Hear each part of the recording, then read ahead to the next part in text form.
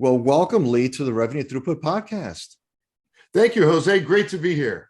Well, Lee, I want to start first of all, just for the sake of our listeners, a little context. I know you as in the industry as somebody who really has mastery and real insights in the world of selling. But why don't you tell us just a little bit about your focus and who you generally work with? Absolutely.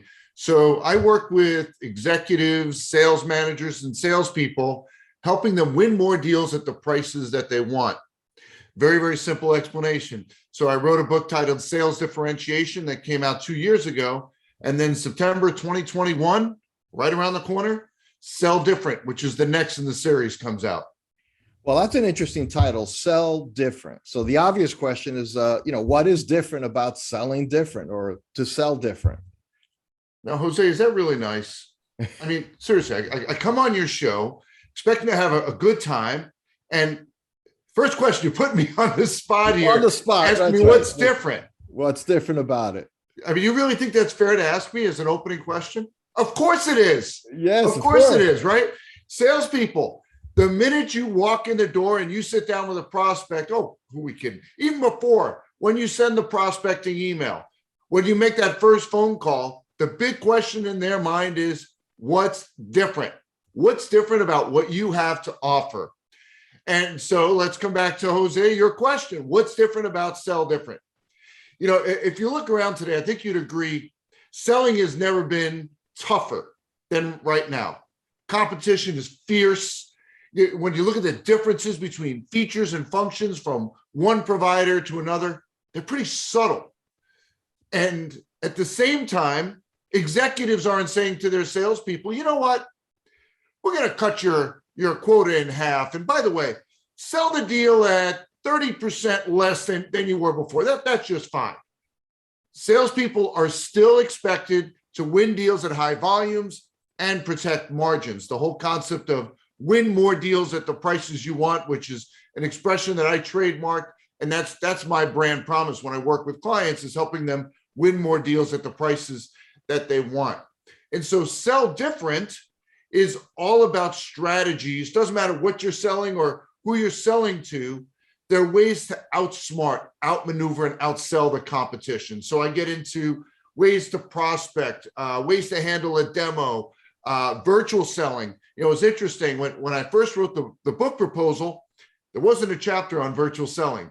But then this thing called the pandemic hit. Sure. And now there's a chapter on virtual selling. So it's looking at the way that you sell, nothing to do with the product, service, technology, if it's B2B or B2C, looking at the way you go about selling. So there are 15 different strategies, and I lay out step by step how to go about implementing them into your sales repertoire. So it sounds like the predicate thought is that in many categories, even like selling advanced software or whatever, there's always one or more competitors that buyer might consider as being roughly, more or less, give or take. Oracle's the same as SAP. SAP is the same as Oracle. Now, those people who sell for SAP or Oracle would maybe strenuously disagree with that. But just to make the point, everything has, even the iPhone, which was like the pinnacle of differentiated product development, has a ton of competition now in, Android-based phones from top providers. So your point is the stuff you sell may or may not be different in some substantive way, but the way we sell can be radically different. Absolutely. And you touched on an interesting point about the competition. I ask salespeople all the time, who's your toughest competitor? And Jose, no one's ever gotten it right. I'll stand up and doing a big keynote and I'll ask, who's your toughest competitor? And I'll call on a few people and they'll roll off 3 that are on the tip of their tongue. And I'm sure those are tough, but there's one even tougher. And then they'll say, oh, that old sales trainer one, the status quo, right. The choice to do nothing.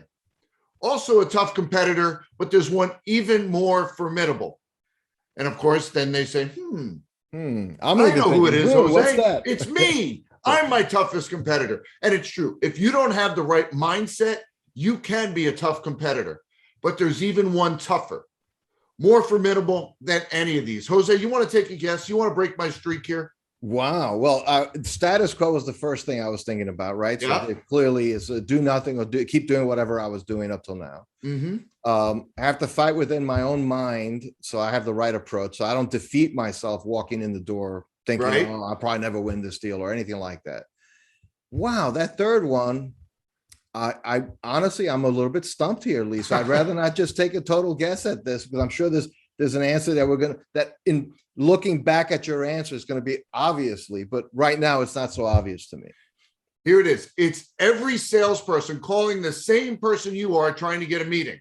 See, when we think about competition, we're egocentric. But let's put ourselves on the other side of the desk. So you mentioned technology. So let's say you're calling on CIOs. CIOs getting calls, emails, all asking for the same thing. A meeting, right? They're all trying to get FaceTime. And I don't mean the Apple technology. I mean a meeting. Right. And CIOs have this broad spectrum of responsibilities. And let's say you sell software. You're not competing against a handful of software players. You're competing against software, hardware, outsourcing, help desk, all of those responsibilities that a CIO has. Now, Jose, I was a history major. I bet you didn't know that. I'm going to share with you a historical business fact that you probably have never heard of either. In the entire history of business, Jose, there has never been an executive hired for the sole reason, the sole purpose of meeting with salespeople. It's never happened, right? And there's no executive that's staring at their phone going, oh my gosh, I hope a salesperson calls me right now. So we're an interruption. We're an interruption. We are disrupting their day. And not necessarily a welcome interruption. No, it's not. It's not. So when you think of the competition, it's going to make you really feel uncomfortable. You're not competing against a handful of players in your space. It's this whole spectrum, hundreds of salespeople trying to get a meeting with the same person you are. And if you understand that, right at the very beginning, you recognize your prospecting approach needs to be different than everyone else, or you're not going to get the meeting. Right. So that front end experience has to be different to begin with. This is not just tactics like once you're deep into the meeting or once you're doing proposals. It's like, how do you get the meeting? Because that buyer, as you put it, or that decision maker, you think is a decision maker, right, has so much noise coming at them. It's kind of the big idea, right? It's like, it's just noise and it's stress. Plus, some of those phone calls are their boss asking how things are going with project X or why are we over budget on project Y? Right. And now you're ringing that person's phone. Say, don't you want to talk to me? Because I'm going to tell you about something you weren't thinking about doing today. And now I'm asking you to think about it. So how do you set yourself apart at that front end, Lee? What are some thoughts there? Yeah. So in my prior book, Sales Differentiation, I introduced this concept called the sales crime theory. And it's based on this. Imagine it's 2 in the morning. What's that? No, I have to write that down. I love sales crime theory. Okay. Jose, imagine it's 2 in the morning and there's a pounding on your front door. It's the police. They want to talk with you about a crime that's recently been committed. Now, they don't randomly pick you and your home for this conversation. What do?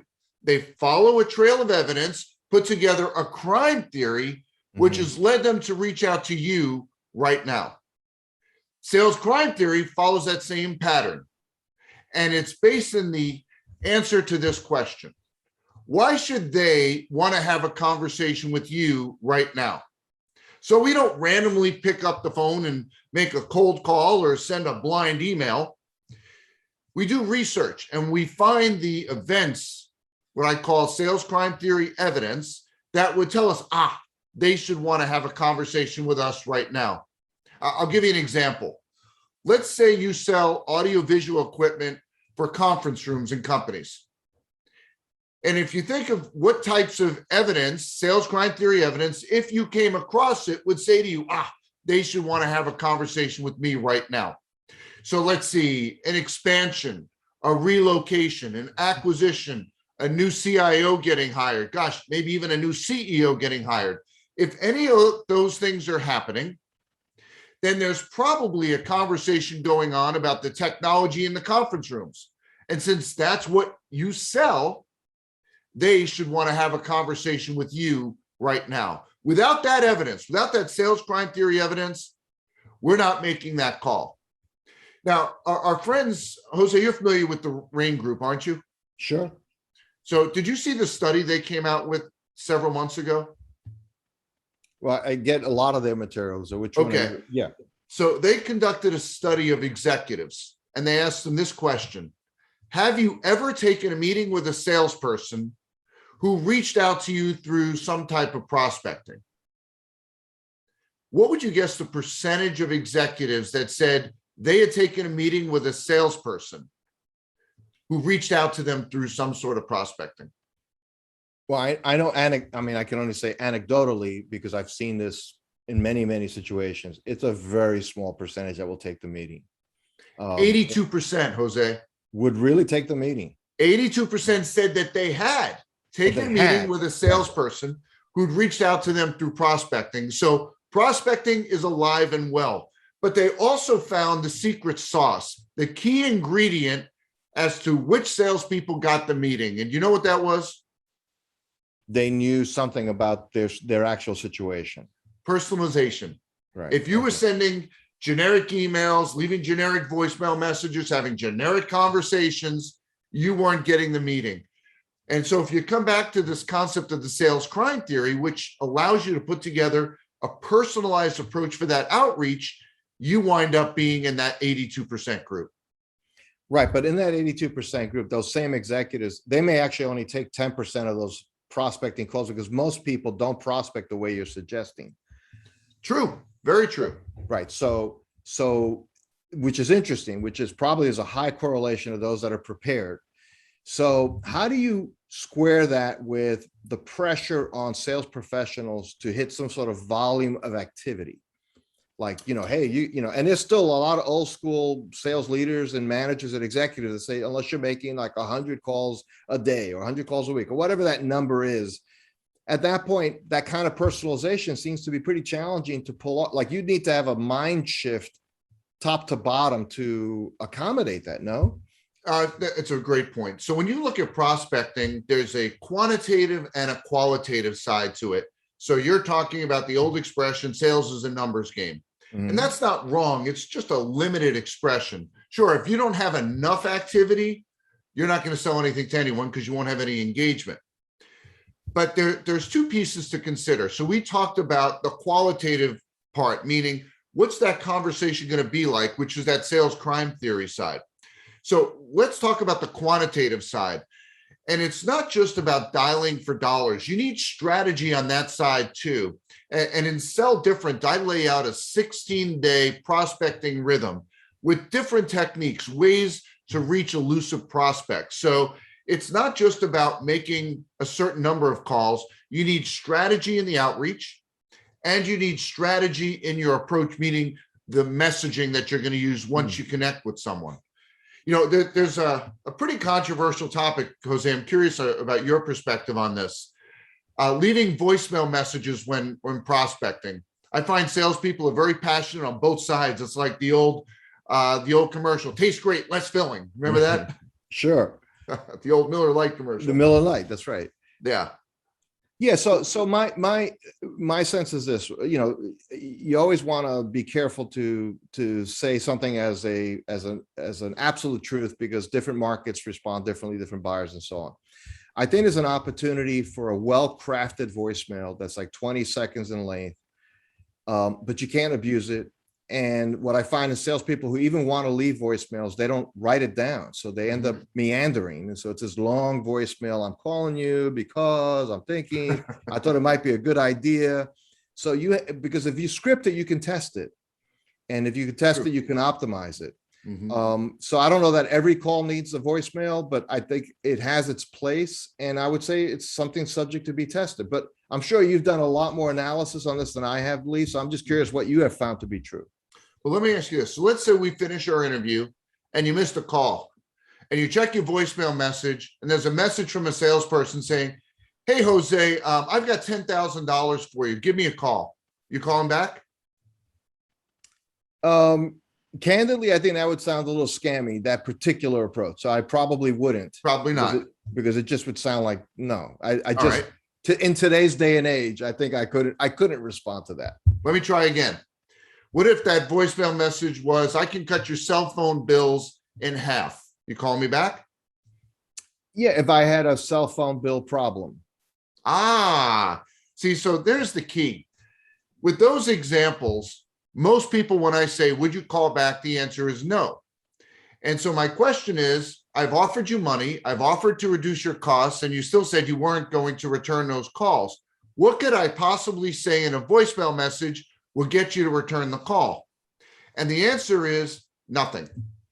There's only one way that you get a return call from a voicemail message. And you know what that is, Jose? You just touched upon it. It's serendipity.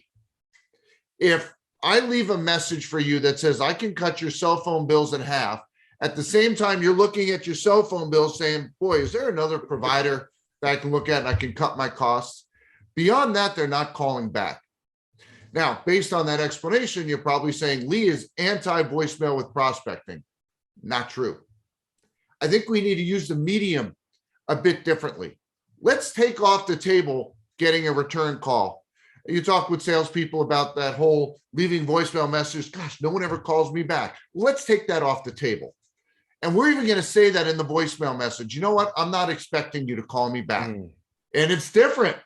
Remember, we got all these salespeople. It's different. Right. Of course, we still leave our phone number, but I'm not expecting you to call me back. What we're doing in that voicemail is planting a seed, sparking interest, wetting their whistle. So when we connect with them live, they have some context for the conversation. They're eager to talk with us.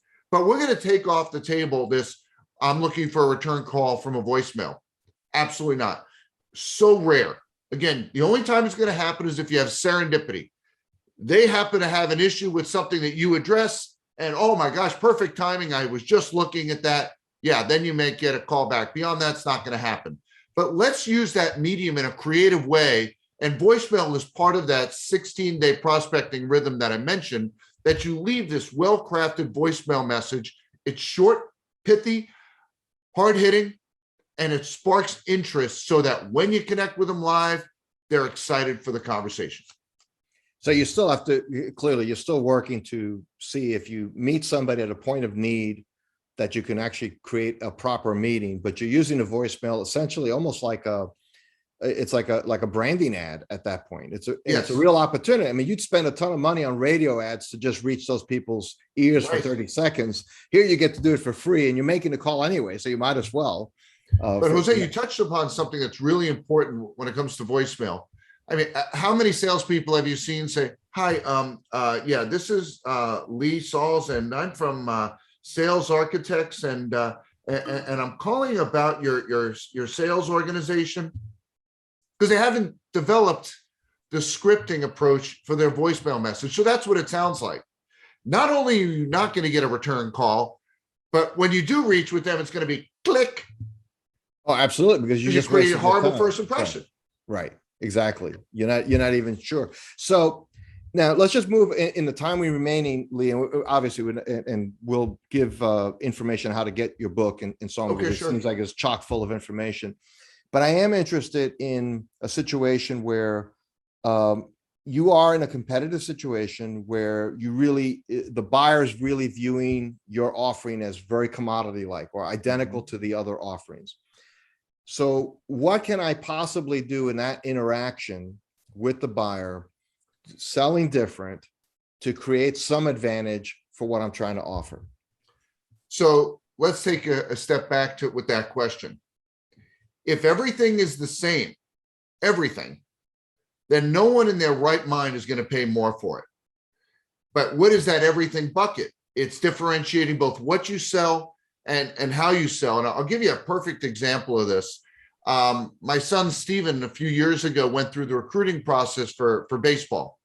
So he was in his junior year, which is when you start looking at colleges, playing American Legion baseball. And in the course of one tournament, a 1-week tournament, he had 4 home runs and 3 doubles. So now all these college coaches are calling us. And if you think about the college coaches and what they're trying to do, it's a sale. They're trying to sell you on their institution, but they can't differentiate what they sell. They can't add a major. They can't build a dorm. They can't move the campus. It's all fixed assets. So all they can do is differentiate how they sell. And some coaches are absolutely fantastic with it, and others fail miserably at it. So, Jose, when you first cross onto a college campus, as soon as you cross the border, your blood pressure jumps about 40 points. You know why that is? Not the tuition. Not the tuition. Not the tuition, because that's what gets me. No, it's not. Jose, you can't find a place to park. Every parking lot on a college campus says, park here and we're going to tow you, but welcome to our fine institution. Right.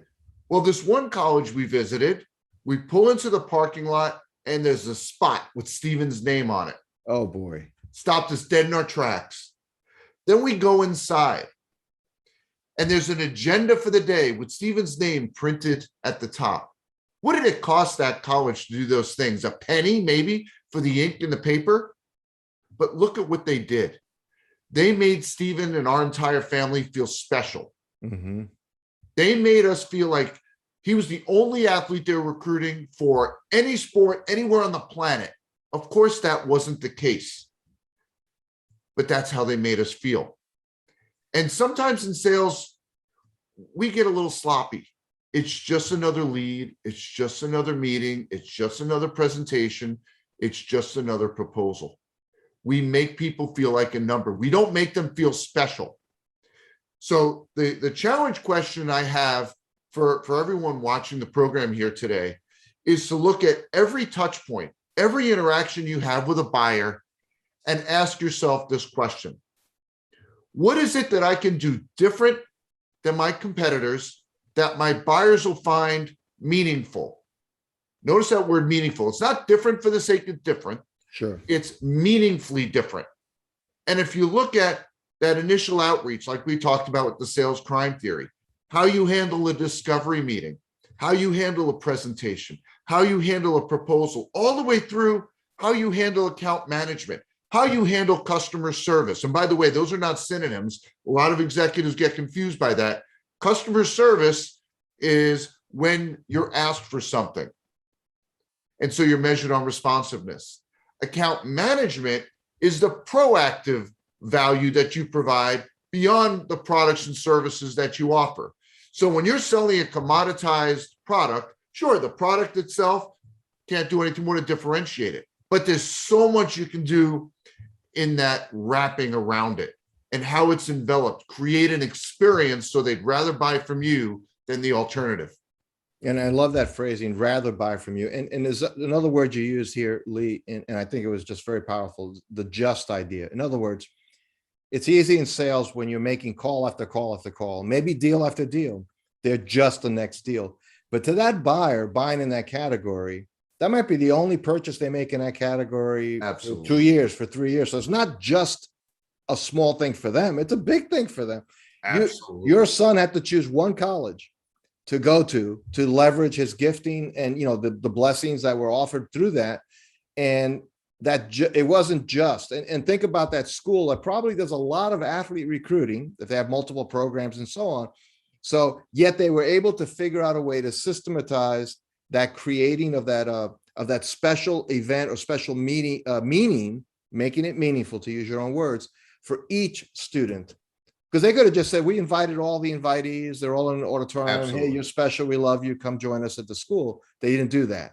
That's Okay, very inspiring. Yeah, there's another part to that, which is there were 7 schools that were chasing Steven.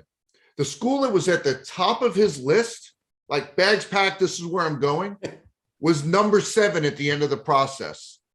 They didn't get rid of a major. They didn't knock down a dorm. They didn't move the campus. It was the recruiting experience, the sales experience. They made him feel like a number. They'd say the words, oh, yeah, we really want you, but they made him feel like a number. How bad was it? When Steven's brother David went through the recruiting process, that school wasn't even on his list. Wow. And that's so going from number 1 brand. Right. So go from number 1 to number 7 to off the list. Correct. And it's all self-inflicted because they could have fixed that. Right. Absolutely. Fantastic. Lee, this has been a fantastic conversation. Thank you so much for sharing with us here at the Revenue Throughput Podcast. Really appreciate it. And you have so many resources. I want to make sure our listeners, if they want to learn more about you or actually get in touch with you, where should they go? What's the best way to do that? Probably the best place to go is selldifferentbook.com. And you can learn all about the new book that comes out in September, Sell Different, which will be available on Amazon in hardcover, Kindle, and audiobook.